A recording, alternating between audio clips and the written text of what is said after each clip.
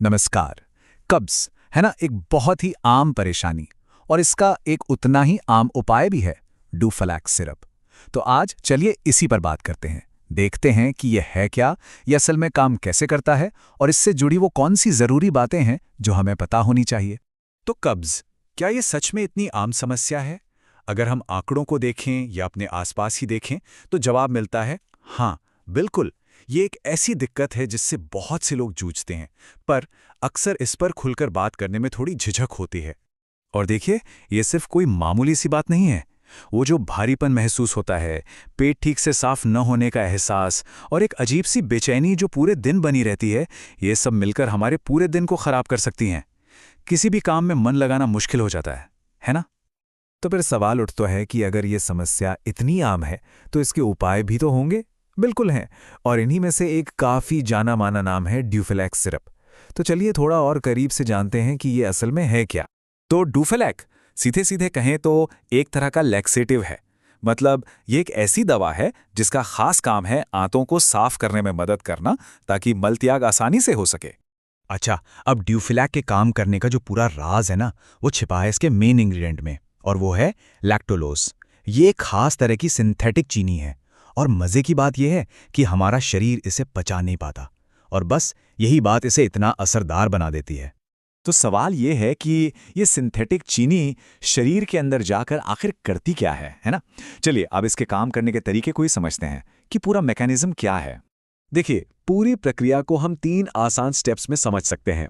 Step 1, लैक्टोलोज सीधे हमारी बड़ी आंत में पहुंचता है। स्टेप 2, वहां पहुंचकर ये एक तरह से चुंबक का काम करता है, आसपास से पानी को अपनी तरफ खींचता है। इससे होता क्या है कि मल का वॉल्यूम बढ़ जाता है। और फिर आता है स्टेप 3। नतीजा ये होता है कि मल नरम हो जाता है और फिर उसका शरीर से बाहर निकलना काफी आसान हो जाता है। तो ये तो हो गई इसके पीछे की साइंस, लेकिन असली सवाल तो ये है कि इसका इस्तेमाल कब और कैसे करना चाहिए, जिससे ये सेफ भी रहे और असरदार भी हो।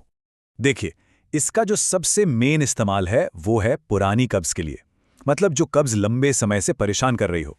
लेकिन सिर्फ इतना ही नहीं, डॉक्टर्स इसे कुछ और सीरियस कंडीशंस में भी देते हैं, जैसे कि हेपेटिक एन्सेफेलोपैथी, ये लिवर से जुड़ी एक दिक्कत है, या फिर कभी-कभी किसी सर्जरी से पहले आंतों को पूरी तरह साफ करने के लिए भी।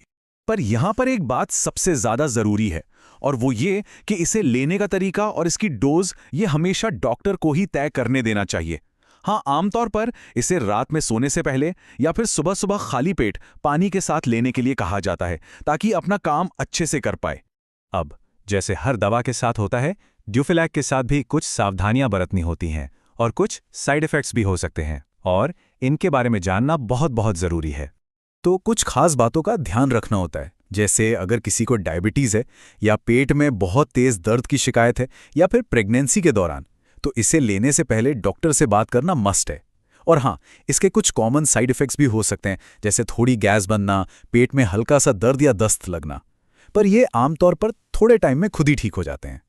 लेकिन एक ज़रूरी वार्निंग, अगर ऐसा लगे कि साइड इफ़ेक्ट्स कुछ ज़्यादा हो रहे हैं या फिर वो समय के साथ ठीक नहीं हो रहे, तो फिर बिल्कुल भी देर नहीं करनी चाहिए, फौरन डॉक्टर से बात करें। तो ठीक है, हमने दवा के बारे में तो बात कर ली, पर सवाल ये है कि क्या सिर्फ दवा लेना काफ़ी है? नहीं, हमारे पाचन के स्वास्थ्य को हम एक बड़े नज़रिए से देखने की ज़रूरत है। और ये सलाह जो है ना, इस सुनने में शायद बहुत बेसिक लगे, लेकिन इस सबसे ज़रूरी है। किसी भी दवा से पहले आती है एक हेल्दी लाइफस्टाइल, खूब सारा पानी पीना और फाइबर से भरपूर खाना, जैसे कि फल, सब्जियां, साबुत अनाज। ये हमारे पाचन तंत्र को नेचुरली हेल्दी रखने का सबसे अच्छा, सबसे बेहतरीन तरीका है।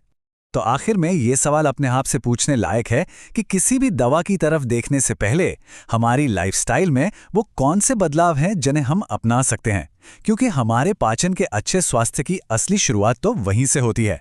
इस बारे में सोचिएगा ज़रूर।